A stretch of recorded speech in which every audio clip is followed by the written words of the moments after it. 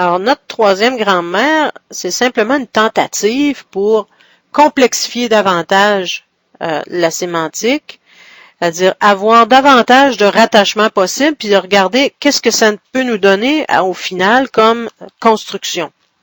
Alors, comme vous le constatez dans la section plus orangée, que je vais vous souligner, j'ai rajouté une préposition et je lui ai donné la même forme que la préposition avec. La seule différence, c'est la petite expression qu'on trouve en son centre là, qui représente, entre guillemets, la sémantique de la préposition dans. Donc, dans le cas de dans, la sémantique, c'est localisation, et avec, dans ce cas-ci, c'est l'instrument. Le reste est à peu près semblable. En fait, il est tout à fait semblable. On a encore un PP qui applique, un VP, pardon, qui, pour retrouver sa sémantique lors d'un rattachement avec un PP, applique la fonction du PP sur le VP. Et autrement, on a un VP ici normal là, qui prend le verbe avec son complément, donc qui applique sa propre fonction sur le NP. Le PP est resté semblable et la grande catégorie supérieure, là, la catégorie S, est restée semblable également.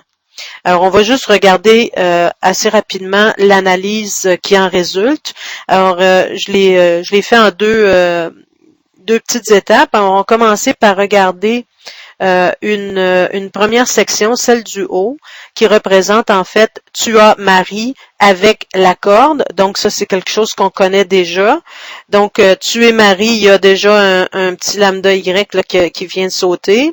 Avec une corde, donc ici on a une petite constante. On avait une expression complexe pour avec, lambda X. Le petit lambda X vient de sauter. On se retrouve avec lambda P, etc. Vient le moment tant attendu. Donc, de raccord de cette fonction-ci qui est le verbe, qu'on rentre à l'intérieur du PP. Donc, c'est le même mécanisme que la grammaire précédente. Bien sûr, ça fait en sorte que ce X qui était là à côté de tuer devient maintenant tout simplement un Y. Dans la section en bas, c'est le PP supplémentaire. Alors, ce PP supplémentaire, c'est toujours la même chose, hein? C'est toujours ce gros P qui est ici. On va aller le souligner en bas.